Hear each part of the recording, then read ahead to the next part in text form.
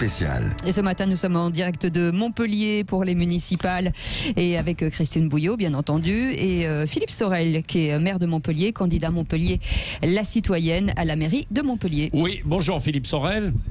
Bonjour. Merci d'être avec nous ce matin. Il le disait à l'instant, Ludovic Trabuchet, le regard sur votre action pendant la crise du coronavirus a été salué par les Montpelliérains. Donc vous espérez maintenant que ça va se concrétiser dans les urnes pour dimanche prochain, c'est ça ? C'est un scrutin un peu particulier qui est lié essentiellement aux épisodes que nous avons connus lors de la crise. Et à ce propos, je voudrais vous remercier, Sud Radio, parce que vous avez été en permanence là, aux côtés de ceux qui étaient sur le terrain. Et vous avez eu la sympathie de m'interviewer à plusieurs reprises, ce qui a été très utile pour la ville de Montpellier. Donc je tenais à vous en remercier. Bon, alors maintenant, il y a les municipales et cette élection dimanche, quand même, capitale. J-4. Je me permets d'être à l'antenne parce que vous savez, un sondage, un chasse-note. Oui, bien sûr. Voilà, mais je me permets d'être à l'antenne pour dire des choses qui ne sont pas finalement le sujet de notre rencontre. Oui. Je voudrais profiter de l'antenne pour dire que ce qui se passe avec la population noire et avec l'ensemble des événements que vous avez relatés tout à l'heure peut venir aussi d'un manquement de l'histoire de France qui a totalement oublié l'œuvre de la Révolution française pour abolir l'esclavage. On ne parle que de Schœlcher, mais ce n'est pas Schœlcher qui a aboli l'esclavage. C'est la Révolution française et l'abbé Grégoire. Et ça, personne n'en parle. Personne n'en parle de telle sorte que l'abbé Grégoire n'est même pas mentionné dans les célébrations nationales et que le premier acte d'abolition n'est pas mentionné. Donc ce retour sur l'histoire, cette fracture de l'histoire que nous devons réparer, a tout intérêt à l'être le plus rapidement possible. Est-ce que ce n'est pas un peu dangereux de vouloir réécrire aussi l'histoire comme ça dans des périodes aussi vives telles que celle-ci, où on peut oublier des épisodes et on a besoin de contexte, et à une époque où sur les réseaux sociaux on ne met pas beaucoup de contexte mais un bout de vidéo, c'est quand même assez dangereux, non, Philippe Sorel ? Ce qui est dangereux, c'est de ne pas écrire la vraie histoire et dire que Victor Schœlcher, c'est le deuxième acte d'abolition, c'est pas le premier. Oui. Bon, ben voilà, vous vouliez le dire en passant effectivement ce matin. Alors, Philippe Sorel, vous avez face à vous deux candidats, donc Michael Delafosse et puis Moed Altrad, qui disent il faut changer en fait à la mairie de Montpellier. Pourquoi vous dites bah non, au contraire, il ne faut pas changer. Moi, je veux poursuivre ce que j'ai mis en place.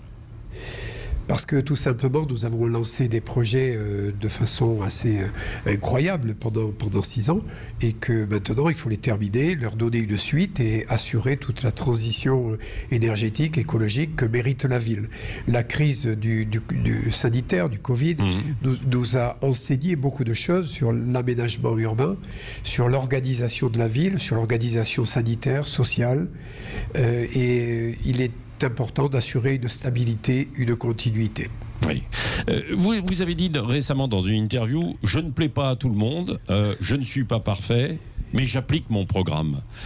C'était une question de sincérité pour montrer que bah oui, bien sûr, on se fait forcément critiquer quand on est aux responsabilités.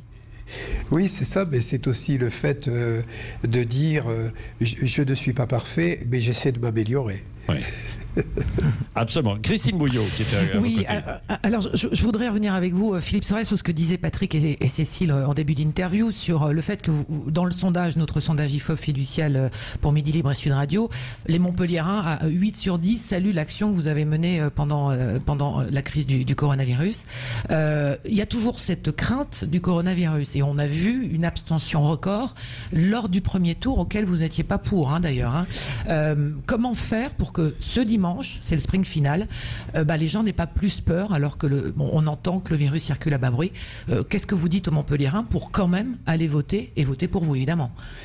Je leur dis tout simplement que l'ensemble des conditions sanitaires a été mis en place. Nous avons observé toutes les préconisations en termes de sécurité sanitaire pour l'organisation des bureaux. Parce qu'elles sont là, vos réserves de voix, Philippe Sorel, dans les abstentionnistes. Je n'ai pas cette vision de la politique parce que je ne suis pas ni membre d'un parti, ni membre d'un consortium.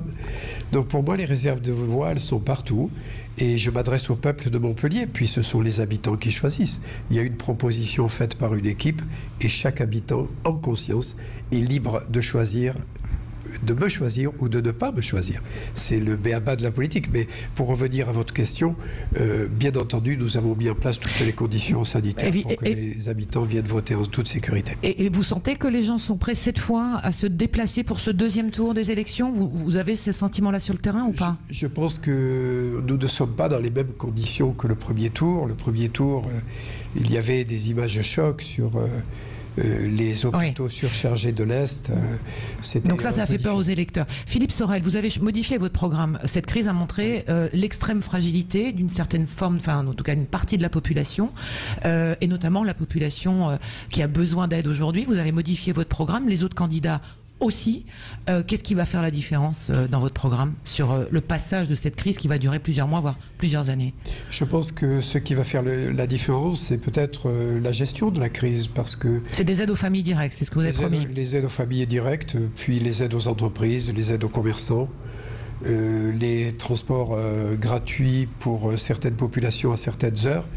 Mais je pense que les Montpelliérains ont besoin d'un maire présent et en qui ils ont confiance. Mais apparemment... Et c'est là que je dis, évidemment, je ne suis pas parfait, mais j'essaie de m'améliorer. La prime au sortant et de la gestion du Covid, pour l'instant, ne vous bénéficie pas dans le sondage? Philosophiquement, mentalement et éthiquement, j'en bénéficie parce que de savoir que 77% des habitants de Montpellier ont considéré comme une action au plus près des habitants, à un moment difficile où il fallait se mouiller, être en contact, prendre des risques, ils ont trouvé cela très, très correct et ils ont apprécié. Suffit à mon bonheur. Avec Patrick, médical, vous le savez. On était venu pour le premier tour avec Patrick, Cécile et toute l'équipe de la matinale de Sud Radio et on disait l'élection de Montpellier, c'est l'élection la plus dingue de France. Oui, c'est vrai, oui. Oui. Oui, c'est une élection bizarre. Il y a 14 listes pour le premier tour.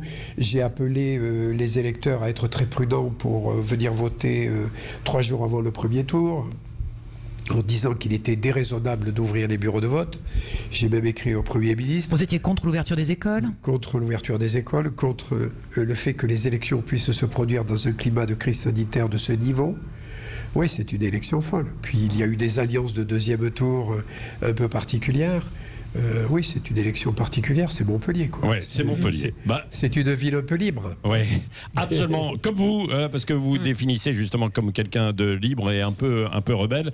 Merci Philippe Sorel, maire de Montpellier, candidat Montpellier la citoyenne, d'avoir été avec nous sur Sud Radio. Dans un instant, vous avez parlé des alliances un peu particulières. Bah oui, parce que vous évoquez celle de Moed Altrad avec d'autres camps et notamment avec Rémi Gaillard, l'humoriste. On aura Moed Altrad tout à l'heure à 9h15 et puis Michael Delafosse, la vague écolo, PS, PC effectivement qui est en tête dans ce sondage, qui sera avec nous aussi tout à l'heure dans quelques minutes et dans un instant on va débriefer tout ça.